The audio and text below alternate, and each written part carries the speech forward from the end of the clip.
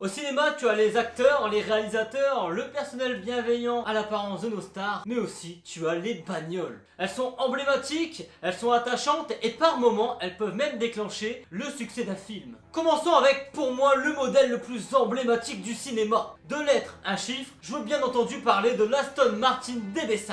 Et on la voit pour la première fois au cinéma en 1964 dans James Bond Goldfinger. Dans le film, la bagnole, c'est l'outil par excellence de l'espion. Et dans certaines scènes du film, grâce aux équipements de la bagnole, tu vois notre ami Sean Connery s'échapper de ses détracteurs sans aucun problème.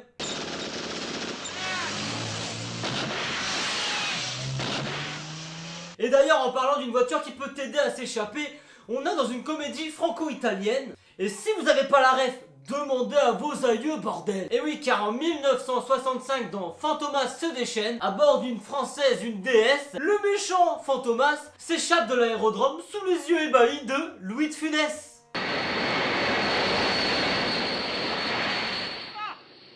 C'est pas croyable!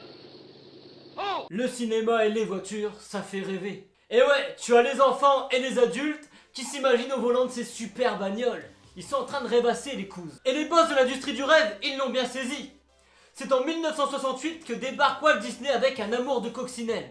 Le but est simple.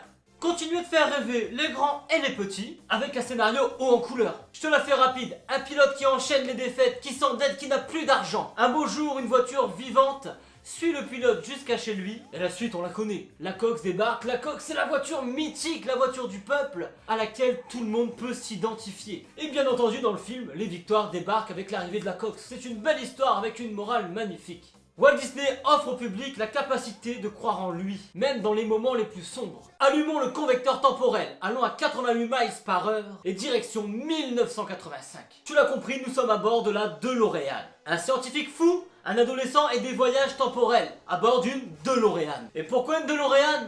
Quitte à voyager à travers le temps au volant d'une voiture, autant choisir une qui ait de la gueule. Et en parlant d'une voiture qui a de la gueule, un gros aileron, des grosses prises d'air, une bagnole démesurée qui est même capable d'envoyer Stallone en enfer. Je veux bien sûr parler du taxi marseillais, la 406 Berline, qui fait son apparition sur nos écrans en 1998. Des courses de rue, des poursuites, des bagnoles de fous furieux. Je veux bien sûr parler de Fast and Furious. Et une des bagnoles les plus mythiques qui a marqué aussi la culture automobile, c'est la voiture de Brian, la GTR R34. Cette caisse apparaît pour la première fois dans le film Too Fast, Too Furious en 2003. Au fil du temps et des sorties des Fast and Furious, il y a de plus en plus de véhicules qui apparaissent à l'écran. Mais on associe très facilement la R34 au film Fast and Furious. Et ça c'est plutôt incroyable.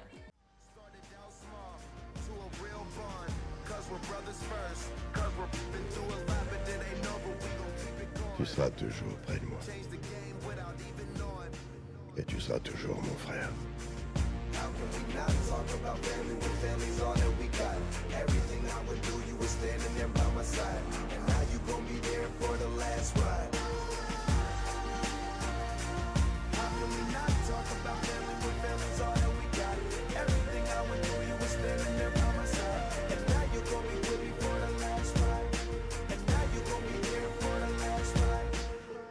Tell you, yeah, we came a long way.